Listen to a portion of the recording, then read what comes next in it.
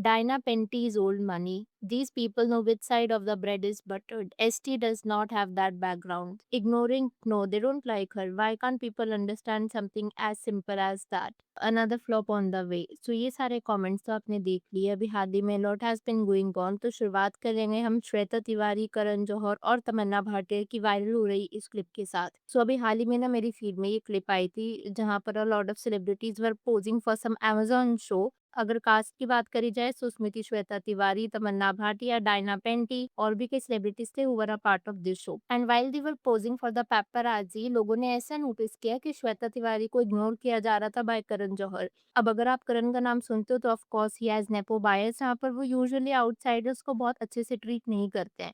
तो करण के केस में ना लोगों को लगा मे बी फिर भी it is okay, because Karan usually has this classist mindset जहाँ पर वो डिफरेंशिएट करते हैं बिटवीन आउटसाइडर्स एंड इनसाइडर्स. लेकिन यहाँ पर लोगों को प्रॉब्लम इस बात से नहीं थी कि करण श्वेता को इग्नोर कर रहे थे.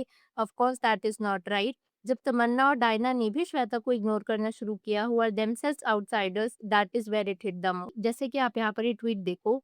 Karan ignoring Shweta is understandable because he loves nepo kids and rich actor and actresses. It is sad to see a flop actress like Diana also ignored Shweta and moved towards Tamanna.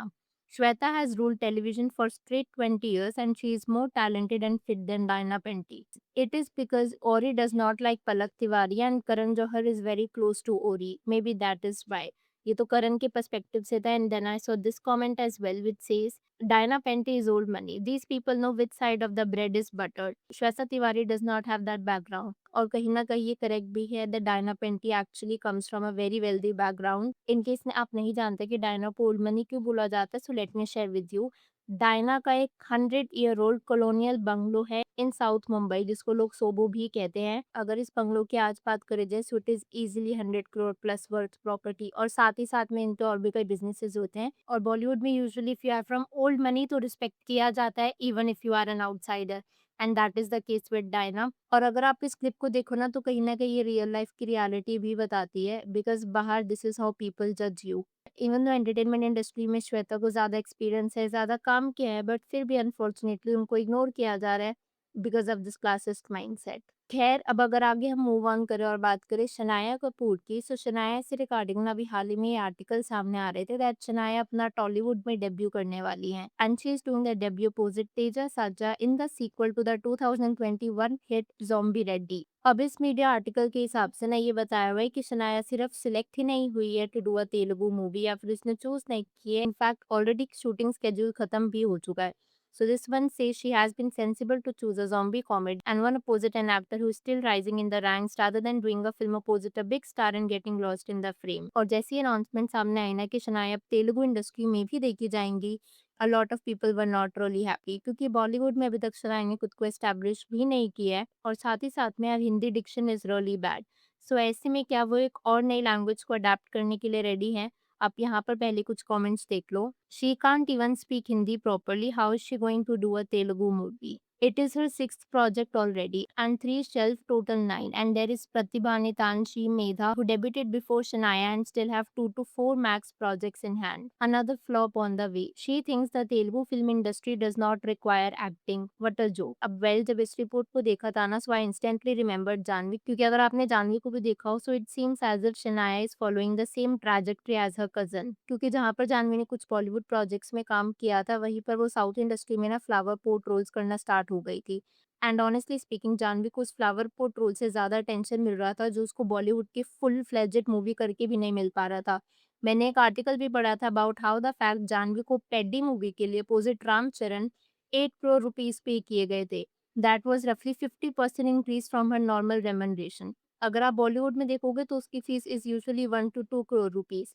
सो ऐसे में जब Telugu movie में फ्लावर पोर्ट करने के बाद भी she is getting 8 crore rupees, it is understandable that why nepo babies are next targeting the Tollywood industry. So ऐसे में हो सकता है कि Shanaya is trying to walk on the foot steps of her cousin Janhvi. ऐसा भी नहीं कि साउथ की मूवी होगी तो हर रोल फ्लावर पोर्ट करके ही आप सक्सेसफुल हो सकते हो या फिर वहां पर अटेंशन और फेम पा सकते हो. Take Mrunal Thakur for example, did not get as much success in Bollywood जो उसे साउथ इंडस्ट्री में मिली है. और ऐसा भी नहीं है कि उसने फ्लावर पोट रोल्स करके वो सक्सेस हासिल करी हो। It was genuine acting and talent. पर शनाया के केस में क्या होगा, ओनली टाइम विल टेल। और जो ये वाला कमेंट है ना, this is correct as well, क्योंकि कितने ही लोगों ने डेब्यू किया है, चाहे वो मितांशी हो, प्रतिभा हो, मेधा हो, बट उनके पास इतने प्रोजेक्ट्स नहीं है अनफॉर्चुनेटली जितने शनाया जैसी एक्ट्रेस के पास हैं, हू can बेयरली act.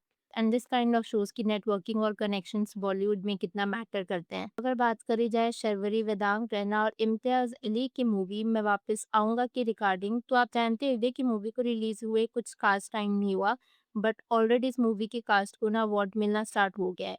And this is what surprised a lot of people कि अभी तो मूवी आई थी, इतनी जल्दी अवार्ड्स मिलने कैसे स्टार्ट हो गए। यहाँ पर मुझे कुछ कमेंट्स भी देखने को मिले थे, it just premiered how, what was the time period considered lol. वैसे तो ये सारे कमेंट्स कहीं न कहीं पार्शियली करेक्ट है कि अभी टाइम पीरियड हुआ है क्या? अभी तो मूवी प्रीमियर हुई थी, इतनी जल्दी अवार्ड्स कैसे मिलना स्टार्ट हो गए? बिकॉज़ यूजुअली जब अवार्ड्स मिलते भी हैं तो उसको किसी और मूवी के साथ कंपेयर किया जा रहा होता है। In fact not only awards, any competition, अगर आप किसी कॉम्पिटिशन के विनर हो, सो आप किसी न किसी के साथ compete कर रहे होगे। इस केस में जो टाइम फ्रेम या टाइम पीरियड को कंसिडर किया जाता है, that should be uniform. But all of this does not change the fact कि मूवी वाज़ एक्चुअली नाइस, और कई लोगों को लगा भी कि अगर इनको अवार्ड्स मिले so they actually deserved it.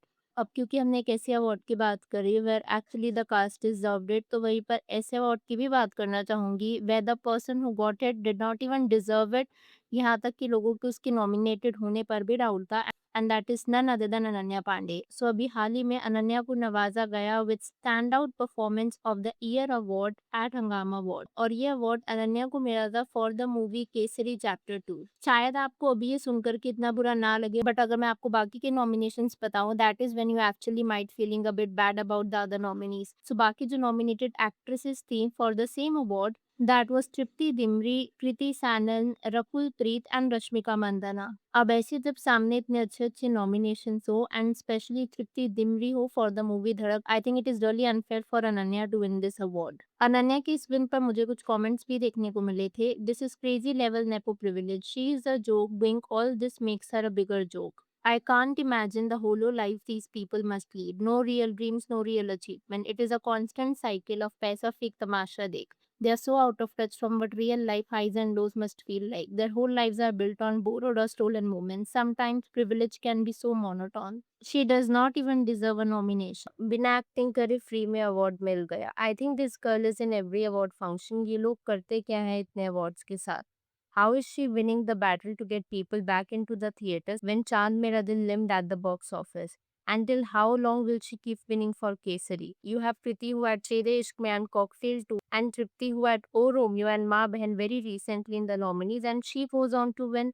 I guess she will keep winning for Kesari till 2027. She gets awards through attendance quota. Well, अब मैं यहाँ पर आपसे जानना चाहूँगी, अगर आपकी इस वीडियो के ऊपर कुछ थॉट्स हो तो please let me know in the comments below. Video पसंद आई हो तो हिट दैट लाइक बटन.